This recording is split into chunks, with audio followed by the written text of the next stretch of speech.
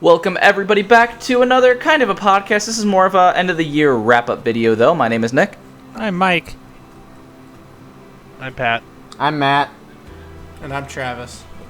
And we're going to be talking about our favorite games that came out in the year 2020. Now, some of us have actually played a couple games that have come out in the year 2020, and kind of by default they might be our favorite ones because we didn't really play a lot of games that came out this year.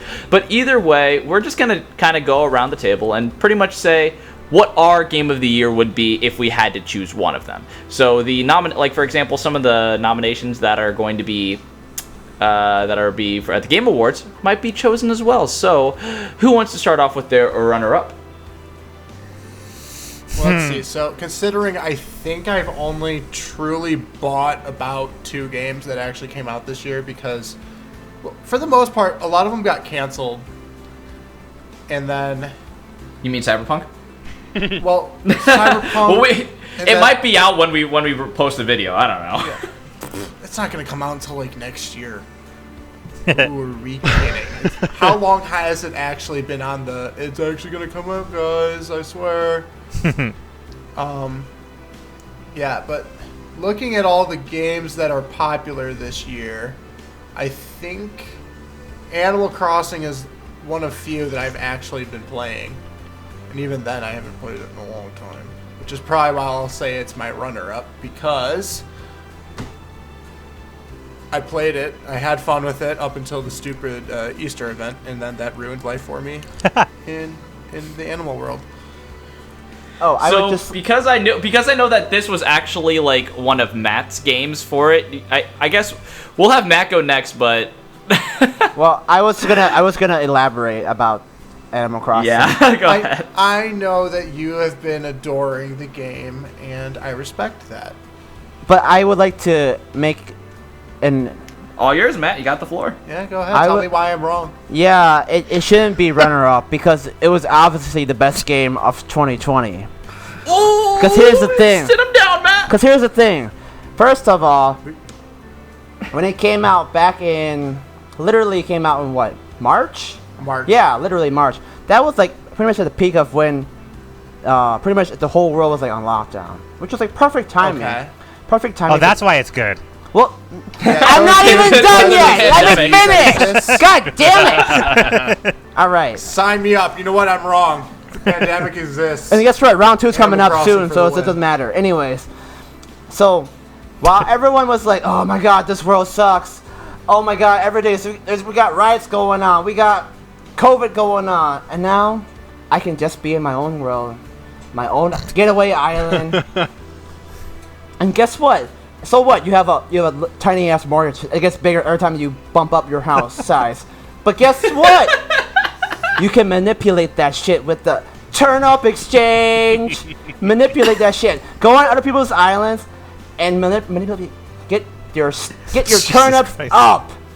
It's all up from here. Anyways, besides that, they have done an amazing job. Okay, the Easter event, that one we can forget about that. I can't stop laughing. We can just forget about that for just a little bit. But I would just like to say they do have some fall events as well. That has been awesome. They have new plants. They have a new variety of different characters. Sure, there's good old Tom Nook, who's like trying to mooch off all your bells. But at the same time, they give you all these new cool features where you can customize your character, customize your island, pretty much make your own fantasy world. Like, who doesn't want that? But I will say, though... I mean, I don't care much for customizing my island much anymore. But have you gotten to use hang it, on, Matt, though? I know what you're trying to say. Anyways, I think what Matt's trying to pretty much say though is like, yeah, I kind of was in the same boat. Just for my personal experience before we go into what Matt was saying, like I kind of agree with Travis because like the problem was. Animal Crossing has a very good sense of progression as it goes along, especially with inventory space. And the problem with the Easter event was a lot of that inventory space was taking up by the eggs that you would find. And I know Matt didn't really mind it, but especially me, like when I was doing it around the Easter event, the 3 rows did kind of piss me off, and it did kind of turn me off to the game because a lot of my inventory was being filled with stuff that I really didn't care for. But what Matt was saying about like the customization that Animal Crossing has, it is very, very good at that. And while I know we were joking around with it before, the fact that it did come out in a pandemic was probably like a blessing in disguise for the game, because before Animal Crossing, no offense to the people who are like big Animal Crossing fans before, it really wasn't a big franchise. Definitely not to sell like the 20 million that it sold on the Switch already. So it was kind of in the right place at the right time when the game came out. But at the same time, it was a fun game that came out. Also, I do get that people who are tired of the same repetitive tasks every day. I get that. It seems repetitive. Like, oh, I gotta go around looking for the money rock now. Oh, I gotta do these random tasks, talk to all my villagers that I hate. But you never know, though. If you get your island good and... You're supposed to like the villagers, what? No, but here's the thing, though. There are some people who get annoyed with the villagers, and I get that. There will be some villagers that are like, oh, I'm not a big fan of this guy. But there are top-tier villagers, like Roll. Oh my god, I love Roll. He's a workout junkie, but guess what? He's so entertaining. Got ketchup. He got stitches. They're so adorable. All the villagers are adorable. Don't get me wrong. But there will be some that will treat you like bad. But that's part of the experience. You know, it's kind of like real life. You'll meet those people that you get along with, and then there'll be those who you just might want to avoid them for a little bit. And maybe they'll leave your island. But anyways. It's going off. Besides the Easter fall event, the game does a great job of following the consumers' requests. So they added new features like, oh, I wish I could explore my island. Well, guess what? They expanded the island. You can actually go in the ocean and look for new sea urchins and new fishes and all that. They add new fishes, new insects every new season. It just brings a little bit different variety. And I do get that. Sure, if you don't like that, then I mean, you just don't like life, then I guess. I wasn't aware this was like a competition that we wanted to win here, because I guess it Matt's is going at this hard point. for this right now. Well, Travis brought it up first, so I just wanted to prove him wrong. That's that. Fair enough. Trying to prove Travis saying it's not supposed to be the runner-up; it's supposed to be the number 1. Yeah, fair enough. I've never thought that opinion was wrong. It's just objectively You wrong. had an opinion on the internet, Travis. That's your problem right there. You're just objectively wrong, Travis. Apparently, because the pandemic exists, I completely forgot about that fact. Oh my god, what the hell just happened? I don't What? know. I have some things to say, though. Okay. You say your Bring things. your words of wisdom. I'm gonna go with my runner-up. Okay. My runner-up of the year 2020 is a doozy of a game. Oh, I think I know. Animal Crossing! It's Paw Patrol Mighty Pups I Save knew it! Adventure Bay. I knew it. Pat never stops talking about this game, dude. RuneScape? What RuneScape? It's all about Paw Patrol, dude. No, I am totally joking. My actual runner-up is it's kind of cheating. I will say that because it is a game that's been out for a long time. However, it was re-released on all available platforms. It was a Japanese-only game for a while, and this year, 2020, it was released in all other languages on all platforms. So it's called Phantasy Star Online 2. It's an MMO game that I have been seeking after for like the longest time. I've been anticipating like this game coming out in English so I can play it, without having to Google Translate everything. And it finally came out. I played it a ton of it. I never really got as far into it as I wanted to, but it was certainly a very exciting release.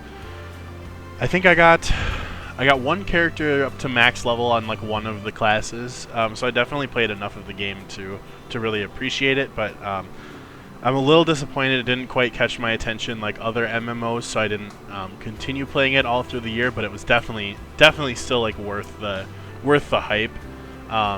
I used to play the original Phantasy Star Online.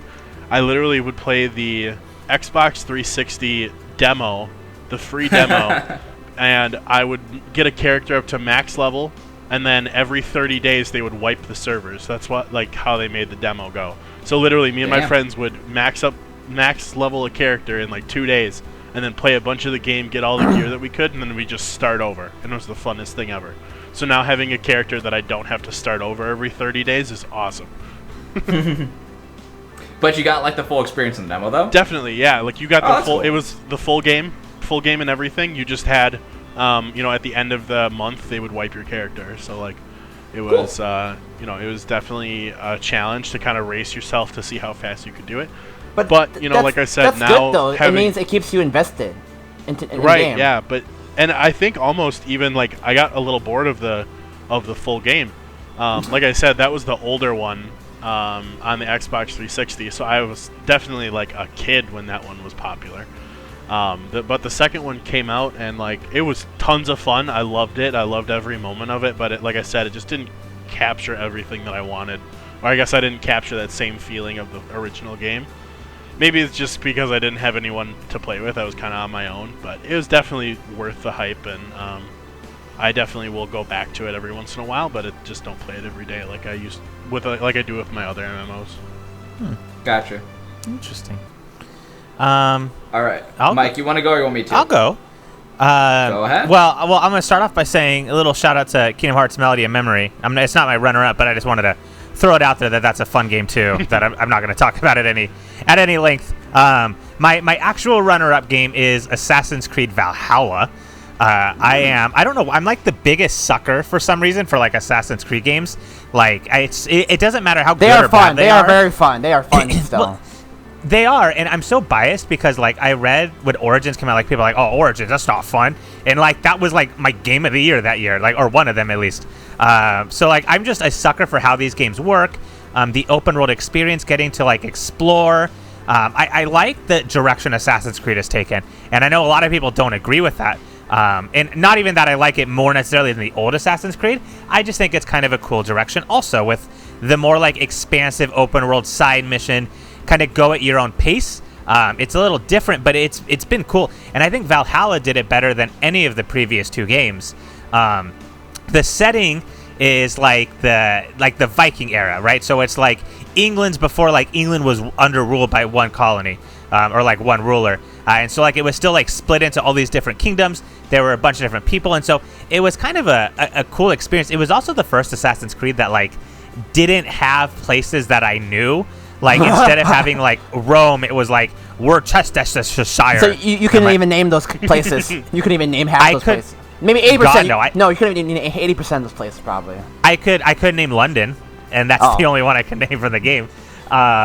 No, so yeah, they were like really hard to name, but the combat in it is a lot of fun, and it's similar to old Assassin's Creed where it's like, okay, you can like kill like 10 guys at once, but like the boss fights and the duels in the game are actually really, really fun, and I think they did a good job of like tweaking what the first two games did well and making it better, and also fixing a lot of the stuff that the other games didn't do so well.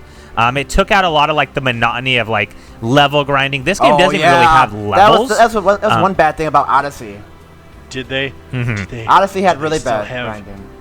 Do they still have tailing missions? Oh God! Yes. No, not that I've seen so far. Actually, thank God. Oh, good game. Good game alert. Those were annoying. Alert. Those were annoying. Yeah, there are a couple of like small objectives where you follow someone, but it's like I would say like in the 30 hours I put in, it's maybe been like 5-10 minutes at most. Like they've done a really good job with that, which is good.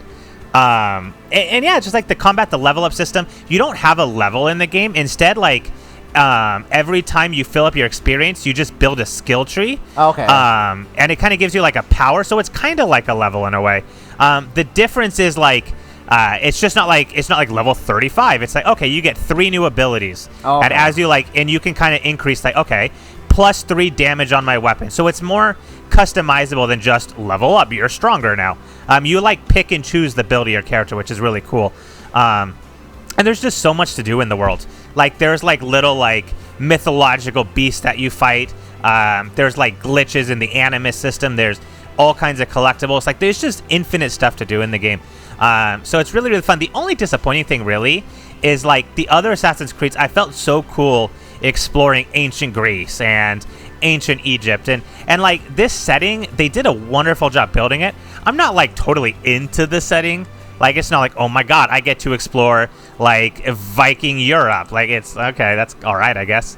But they did a great job building it. I think that's just a personal like setting I'm not as interested in. But I mean, raiding towns and like getting to burn down villages and stuff, it's as evil as that sounds, it's so much fun. Like, you have so much control. It's a great game. I'm not totally finished with it yet, but it's a lot of fun. That fits you perfectly. Any destruction is perfect for you.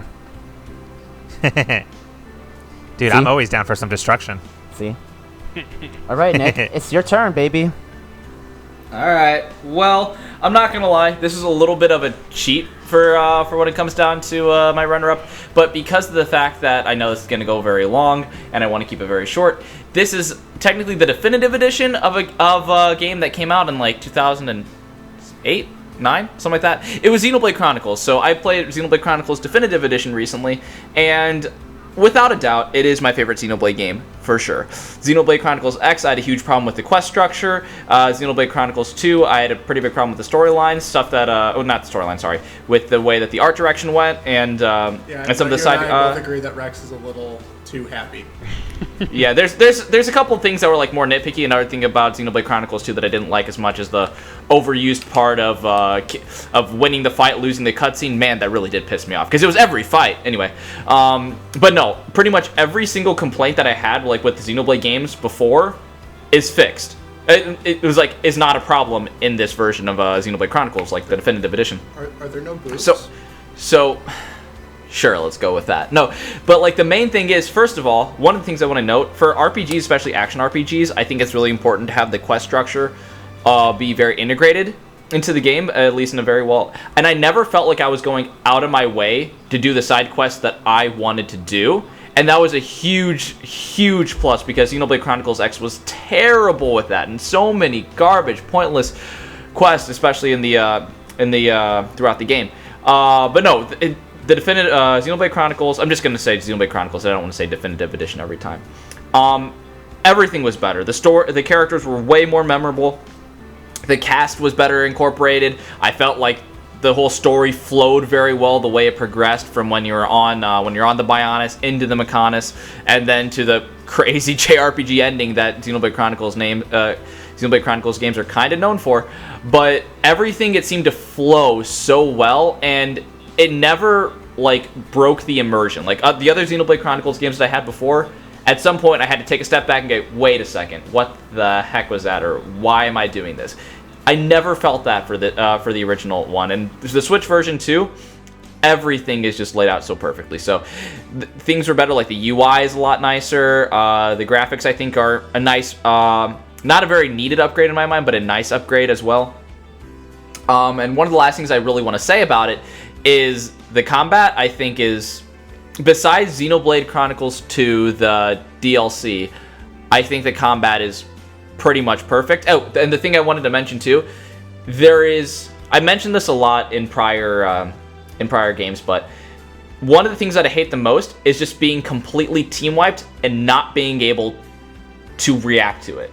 And you see it in a ton of RPGs pretty much saying like level up or get back to this point, and it's kind of a way to artificially increase the length of the game.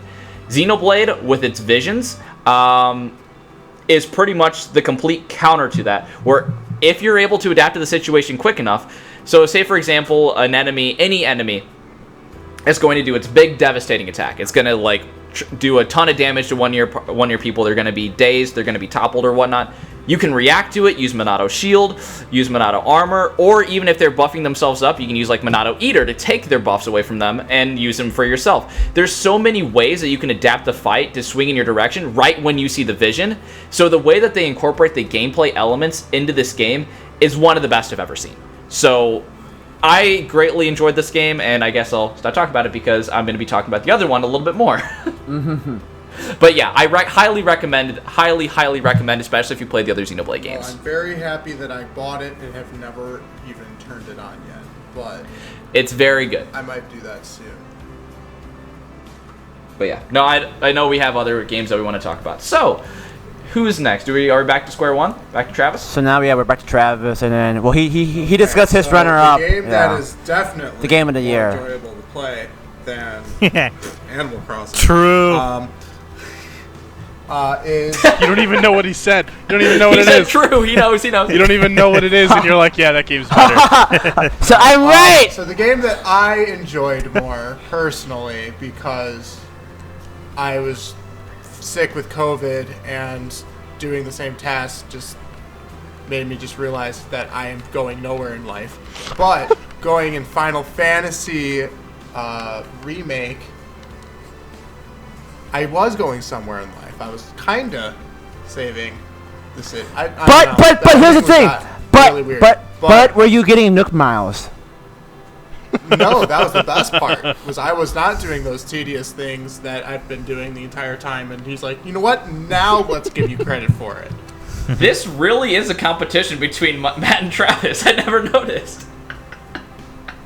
Yeah. So granted, I've also never played the actual original, but the story seemed really cool. I liked all the characters. I think even without playing the original, I can agree that ending got weird, which is, The ending I was bad. think, what everyone's complaint was from the people who've played the original, right? Is like that ending really tracked away from what. Yeah, the number one complaint for that game is the ending. Yeah. So I can agree with that. So hopefully they can kind of stay in the roots of things. I also didn't like that we had a Sephiroth fight. Seemed because I know Nick always talked about the how longly anticipated, he was basically a whisper if anything for the first half of the game, and they kept forcing you to be look at this dude, and then I don't know. I just thought that boss fight at the end was just really unnecessary with him. Yeah. Yeah, no, I would say and again, we have a huge breakdown if you really want to hear our thoughts on the Final Fantasy VII remake, but I do agree with what Travis is saying. I think the main things that were the issues, the character development they gave to extra characters was good. The lack of consequences, I think, was bad. The meta element plot ghost, I think, was extremely stupid. Really, it was an overall very solid game, I felt until the last 2 chapters. So 16 out of the 18 chapters, very, very good game. But those last 2 chapters were pretty much the reason why I was just I don't want to list it up here, even though it might be one of my favorite games that I played this year. But that ending detracted me too much. Yeah, no, that's fair. Like I said, I just straight up haven't really been playing any games that came out this year. I've been trying to save my money because I had a lot fair. of expensive things happen. Save the money for the random Steam games. There you go. I mean, yeah. Oh, wait, well, no, I guess the game didn't come out this year, so I can't say it. Otherwise, Wild Animal Racing, obviously. No, But we enjoyed it's it. so cursed. We enjoyed it though. Did we? We enjoyed it not because it was a good game, though. Did we? I enjoyed being trapped think- on a bridge I and think jamming that's it, and then having you I guys think try it to was get just me out, pain. and then you still couldn't get me out. Literally, I had 4 race cars try to ram me out of the bridge. No, I like that bridge too much. Fair enough. Anyways, All right, Matt, what's Mike, your game of the year? I think you it would said be your better- game of the year. What's your runner-up then? I think it would be better if Mike said his beginning of the year, because then I'll add more to his. Oh, I thought you had a different one. He does have a different one. I don't know what you're talking about, Matt. You guys are not talking You about have the a same different game. Yes. You haven't played this game. What the hell are you talking about? Matt, the game that he's talking about, I own, and I've done the tutorial. Nobody else has it. Okay, redo that. Edit that out. Anyways, No. Keeping it in, baby. Watch him suffer. Watch him flounder. You're good, Matt. Just what's your runner-up? my runner-up of the year. Unfortunately, it was a very close call, but I know this is gonna trigger a lot of people. But Last of Us Part 2 was not the best game of 2020. Unsubscribe. However, it was probably one of the best games of the PlayStation generation. I know that's a big statement. Very big. That's a bigger statement Yeah, than it's a big 2020, Matt. I know. I said it's one of Yeah, them. no, he's basically saying of all time, this game was almost that good Yeah. It's just Animal And Crossing has I this, like, understand. This game has gotten so much crap. Like, even from non-gamers who probably haven't even played the first game, honestly. But I'm just basing off of the gameplay. I'm putting aside all of the political views, all of the BS about what happens in the first couple of scenes. But hey, you know what? If you analyze this whole game, from the gameplay to the graphics, it's all amazing. The characters, character development, oh my god. Like, there is probably no game that could have incorporated all of that in one package, because we get to see a progression from not only like Ellie's perspective, but a different character that you'll get to see who plays a major role in the game, because I don't want to spoil it, because that would spoil the whole freaking series. But you find out more about that character, about why they did that certain action, and you understand their story, which, you know, puts a unique perspective, because you shouldn't be relying on one perspective, because one perspective doesn't explain the whole true story. And this game pretty much tells you the whole story. Well, sort of. It doesn't tell you where, like, the pandemic happened, but maybe that's what's going to happen soon to us. But you know what? We don't talk about that. Anyways. Jesus Christ. Anyways. Gameplay. Also, the ways you can make traps, you can set up your attacks. You can play this game any way you want, to be honest. If you prefer to be sneaky, you prefer to be aggro like Mike and just go try to kill everyone, go for it. Because here's the thing. As long as you have the supplies and ammo to do it, or if you could just, you know, whack somebody with a half a pipe or half a scissor, go for it. Because also, besides playing this game for 9 hours straight on a stream, I could not stop playing it, literally. The game doesn't have any, like, stopping points. Like, you just want to continue to explore. And even there are, like, small tidbits of the game that, like, you know, got you to enjoy more than just, like, the combat. And, you know, it's just listening to character's story, listening to where they came from, what's going on. Also, they added, like, a freaking guitar. They have Ellie play a guitar. Like, you literally play a guitar on your touchpad on the Pro controller, which is pretty cool. I thought that was cool, but you guys probably thought it's like not a big deal. But you know, some people find that pretty interesting. Yeah. I mean, I will say too, like, story-wise, I think the storytelling in the game was phenomenal. I think that the controversy lies in outside of the political stuff. It is just the story wasn't what people wanted to hear.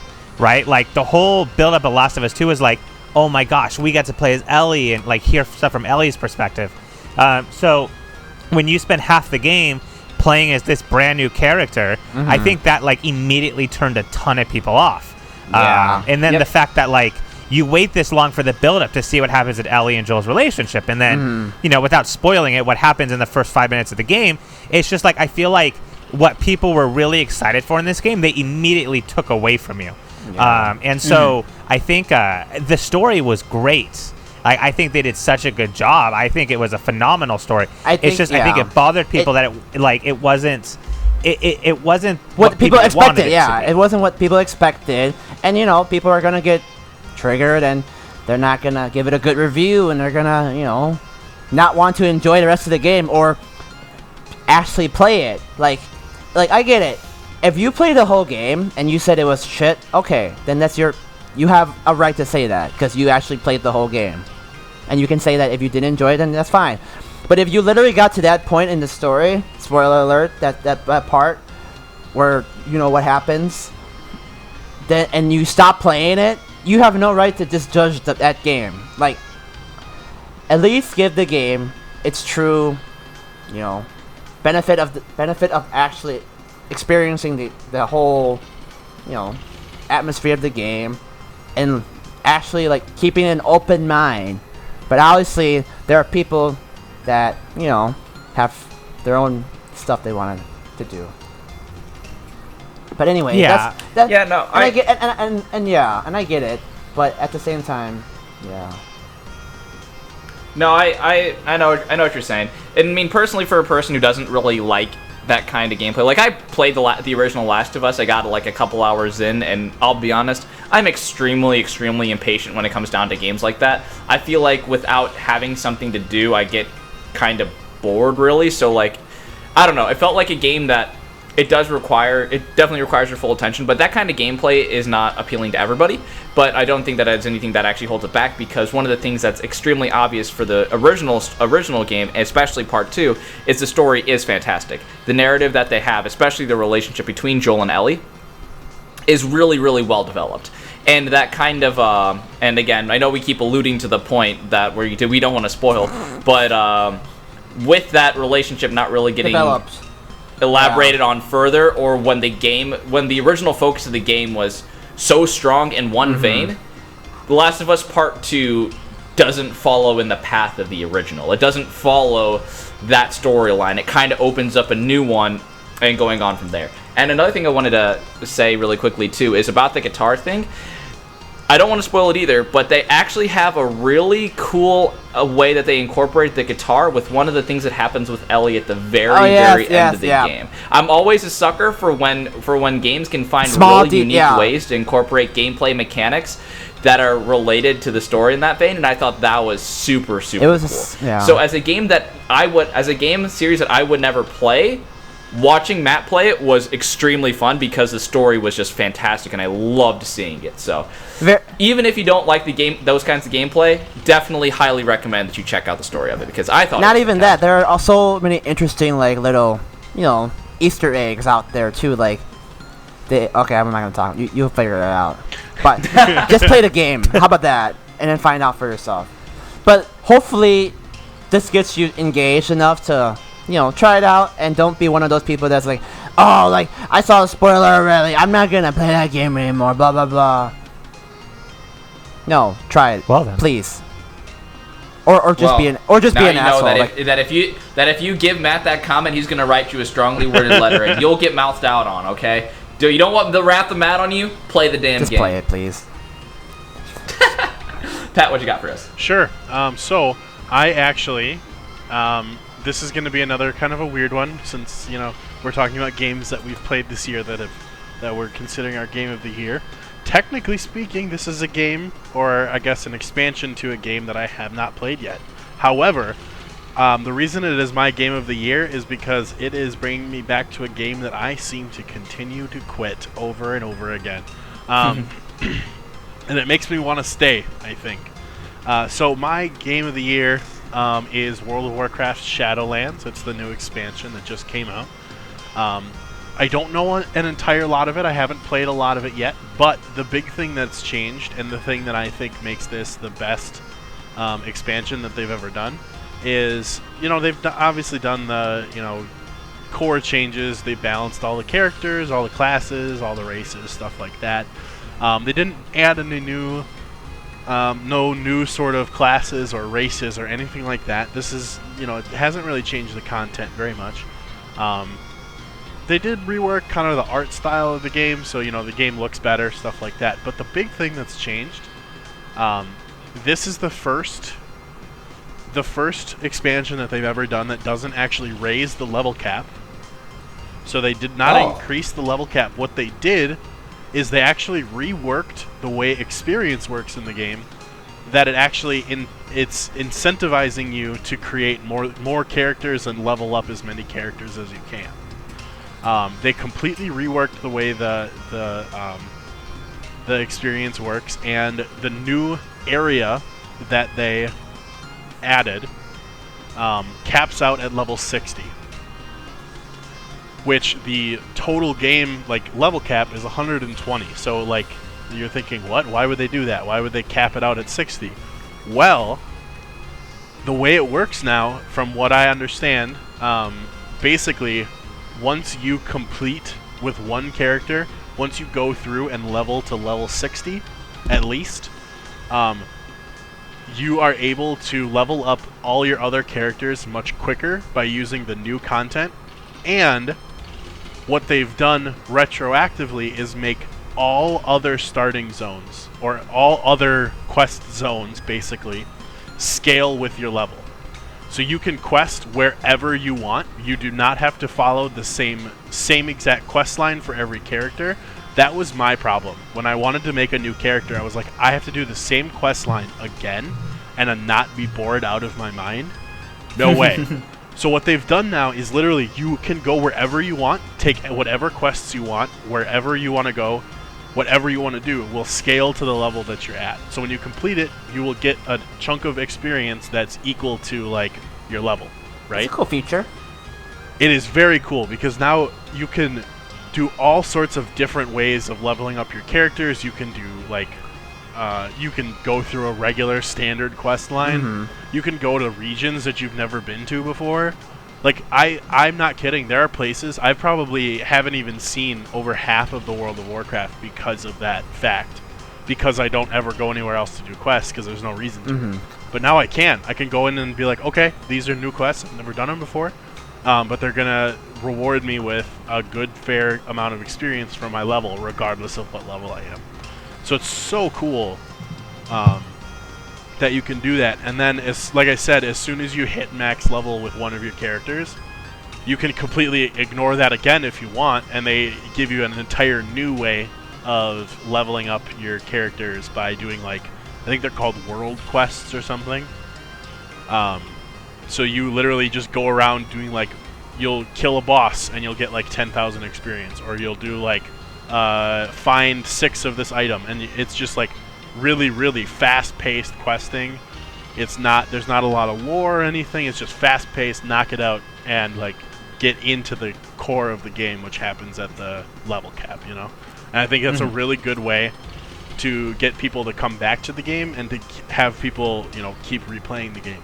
And that was always an issue with me, is once I got to the end game, if I didn't have people to play with or stuff to do, or if it started feeling like too much of a grind of the same thing, I was like, okay, I'm done. I'm going to go to a different MMO.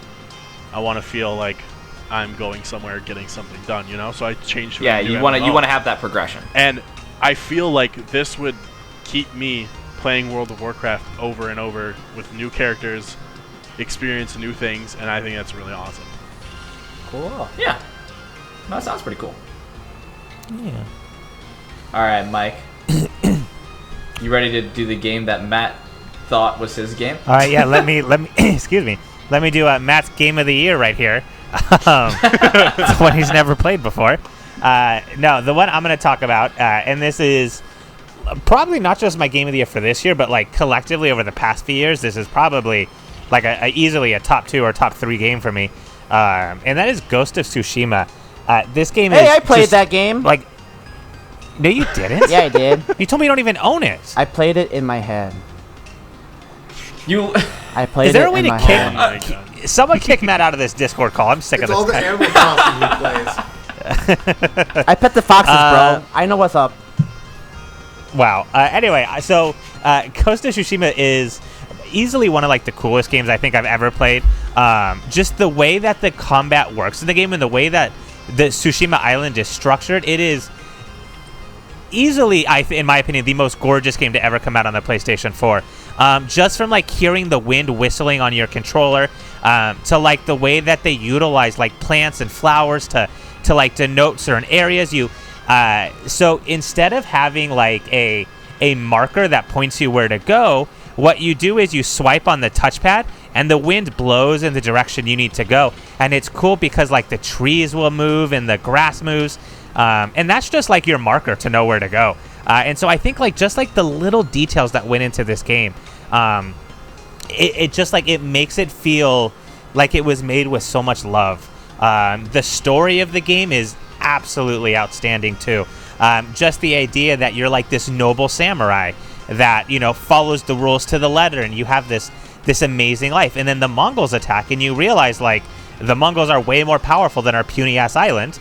The only way we're going to win is if we get our hands a little bit dirty. And so not only is it like a fun combat game, but it has that moral struggle of, you know, towing the line of fighting with honor and then fighting to protect my people. Like, is it okay to sacrifice your honor and dignity to save people, right? But use like dirty tactics. And so I think the game really like treads that line really, really well. And you play as a character that you can tell like is struggling with this, and you can see that through all of the little like collectibles, whether that's like writing a poem, and as he's writing his haiku, he's like reflecting on the struggles that he's having, or he'll go into like a little sauna area, and he'll like talk about the struggles that he's having, or reflecting on his parents in childhood, and so you like get a really deep connection with this character, and not only him, all the characters that you work with and do like missions within the game all have like these really deep stories that they go through. You learn about a lot of like the struggles they had, and you help them with a lot of their problems, and so it's just from a story perspective, this game is like nearly perfect to me. And that's not even talking about the gameplay, which is it's on another level in terms of the detail it goes into. I am a huge fan of games like Call of Duty and Halo and Zelda and all of these things, but those games are fairly mindless combat games where it's like you just kind of shoot or stab or attack and you spam a button, and that's it. Like the Final Fantasy games I've played they definitely fall into that, where you just spam the attack button and then you win. But this game's not like that. Like every move you make, you have to think about. Because if you just smash the button, the enemy's going to counter you and then stab you in the back and kill you in like 2 hits. And so you really have to like plan out your attacks. Like how are you going to go at certain enemies? You learn that different enemies have like different attack styles. And so it really requires you to like focus in and like learn how the enemies work, learn their movements, learn their habits, right? Because some enemies you fight are very aggressive, whereas some of them are very defensive, and you kind of have to, as you're fighting them, learn exactly how they work. And then there's like bases in the game that you can take over, so it's kind of like Far Cry in that sense at sometimes, where you have to take it over and you can do it stealthily, or you can always go in and like start a duel and just alert everyone, and it tailors to the way that you want to play it. So I just feel like above everything else, the way it's set up was so fluid. They wanted to make it as realistic an experience as possible. Their whole niche was like they wanted the game to feel like you're actually a samurai during this time period. And I think they were successful in that. And it's not even necessarily a hard game. And I think that's what I like about it is, despite all of this complexity, it's really easy to pick up if you're willing to learn the game. It requires some patience to like really pick up the technique, and there's kind of a learning curve at the start, but it's not a huge learning curve. And once you get into the game, it flows so well. And the developers of the game are so chill.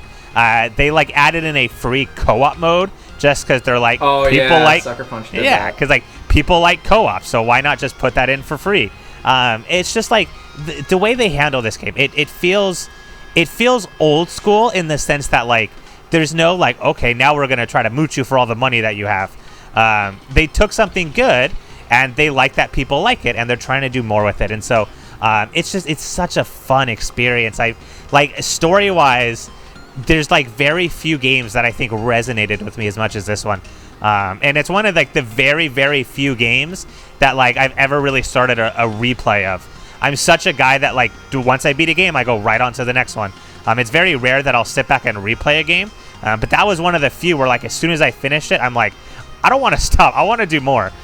So like I just restart it and boot it back up because it's fun. The music, the combat, the characters, it's all around like nearly perfect of a game. Now, That's how here's I the know I real like question. Modern Warfare. Here's the real question. Will there be a sequel? I don't know how you could do a sequel to that game. The Mongols only attacked once. But I mean, maybe. I was going to say one thing that I agree with you, Mike. Even though that like I definitely didn't play the game to the extent that I would need to like, because I only played like a couple hours if I like did the tutorial and a little extra. But I do agree. The combat definitely felt very a lot of open worlds can kind of fall into a very more generic kind of combat and whatnot, and I felt this one was definitely uniquely tailored to the game that they made. So it was a very fitting combat system, and at the same time a very active combat system where it's not just like I agree, it's not just like kind of mindlessly button spamming to kind of like do what you need to. Like it seems like a game that will punish you if you kind of just go at it with like reckless abandonment. Right. Oh, totally. Yeah, it falls like in the line between like Skyrim and Horizon Zero Dawn and like Dark Souls. Like it kind of sits in the middle of those. I think, which is kind of cool. And I mean, Horizon's combat is freaking stellar, so that's it. It's a good thing. All right, so for the last one, I'm gonna tell you just like last time. I'm gonna kind of cheat again, but technically. So my last one is Dragon Quest XI S Echoes of an Elusive Age Definitive Edition. Another Definitive Edition, yes, but technically the Switch version was released in 2019, but it's going to be released for PS4, Xbox One in 2020, so technically it's a 2020 release, so I can talk about it lawyered. Anyway, so... You have a lot of technicalities there. I do. Honestly, my top 10, my top 2 games are huge technicalities. That wasn't as smooth as Animal Crossing, Nick. Come on, dude. Shit. Definitely not. But one of the things that is so weird, what is so weird about this game, and at the same time so cool, is the familiarity you feel. So up to this point, I only played one Dragon Quest game. I played Dragon Quest VII, the remake that came to the Nintendo DS or 3DS, and I was like, it's a good game. Recommended to some people who like RPGs, didn't really think much of it, had a nice class-changing system, whatever.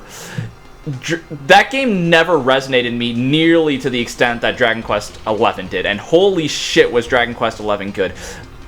If you break it down to like the skeleton of the game, it's nothing fantastic. It's a turn-based RPG with a dude with long hair who turns out to be the chosen hero. Nothing about this game feels special if I would try to describe like the plot or the characters or the fact that even the main character has a sword, but it never felt that way playing it. And this is the weirdest distinction that I have to make, because one of the things you always hear about Dragon Quest games is the charm that they have, is the fact that like while they are very typical turn-based RPGs that don't really try to do anything too experimental, like Square Enix would have Final Fantasy as their more experimental RPG series where they would try a whole bunch of different things, new combat systems and whatnot. Dragon Quest never really did that, and in my mind, I understand now why it doesn't need to, because the game has so much damn charm. Even from the very beginning, you're literally just one guy who's fighting a couple of slimes with like your childhood friend and your dog, and it doesn't sound, nothing about this would even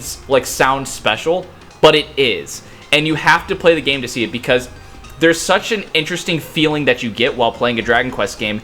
Now that I experienced it with 11, because I didn't really feel it as much in 7, with the orchestrated soundtrack, with the charming characters. Every single enemy in this game is just amazing, because almost all of them are pretty much puns. Like, for example, one of the first enemies that you face is like a cruel cumber, which is pretty much a cucumber with a spear. And then pretty much the puns get more and more elaborate as you face them higher level. But at the end, it's literally a pun because the enemy looks like a cucumber. Every single thing from there, it's like, it doesn't sound special if you just look at the game on its own. But as you're experiencing the game, it leaves so much more of an impression on you. But looking back at the game, if you want me to at least describe the plot, your character is the Luminary. You're trying to stop pretty much I can't remember what he's called. I think the Demon King or something like that, where you were supposed to go to the kingdom, I believe it's of Heliodor, and then they pretty much kick you out saying that you're the Antichrist, whatever, and then you're pretty much trying to go around to prove you're not, and then you're pretty much running around this giant world with a whole bunch of enemies, and also no random encounters, which is another huge plus. But yeah, it's hard to describe a Dragon Quest game, because the charm that are in those kinds of games is something that you just have to experience. So I think that's the tough thing about trying to explain why I like this game. It's just tough to do so. But also, with the Definitive Edition, it has a really cool demake, so you can play like a 2D version of the game if you want. I didn't use it as much because it had weird checkpoints where you could keep your progress up to like a certain point, but past that certain chapter point, you wouldn't be able, like, you can't seamlessly transition in between the demake version and the 3D version. So I didn't use it as much. I used it for a little bit, but it didn't appeal to me as much as I originally hoped it was. But if you do like RPGs, this is a must-buy in my personal opinion. Interesting. Yeah, it sounds good. I've always wanted to try more of the Dragon Quest games. So that one's definitely on my list of games I want to like play at some point in the future. Oh yeah, they're fantastic. Like Like a lot of the characters do fall into what you can really consider tropes, but I honestly never gave a shit because I was just humming along with the damn music the entire time. I too also like that character on Super Smash Brothers. Yeah, the hero. The fact that they literally just found the most generic name and just threw him in there. And I will say that the character in Super Smash Brothers does feel like you're playing in a turn-based RPG. So it's like the character adaptation in Smash Bros. Was also done extremely well. Yeah. So if there is a series that you want to try for not something that you would expect for crazy twists and turns and just going along for the ride, that would be I would say Dragon Quest XI would be a good one to start with. I wouldn't say the same about Dragon Quest VII. Mm-hmm. Interesting. Alrighty. I'd like to point out that, and not that like I just think it's funny, that we presented 9 games today, and only 4 of them were original full-blown 2020 game releases. More. Hey! I explained mine though. I'm just what saying. were your technicalities? No, yeah. I just think it's funny. Exactly. No, that's a good point. I think we're good. Anybody else Any closing thoughts? Paw Patrol. Matt, that's my job. I You're forgot stealing my about job. FIFA 21, Paw Patrol. guys. Paw Patrol's the best game ever. There we go. That's your final Animal thoughts. racing. Anyway, thank you for joining us. Let us know what some of your favorite games are for 2020. There's a comment section below. Go ahead and use it. And tell us why it was Cyberpunk. Yeah, well, tell us why it was Cyberpunk if you actually have the time to play it, because Call of it may Duty. come out soon. You never know. Alrighty. Stay golden. Bye. Bye.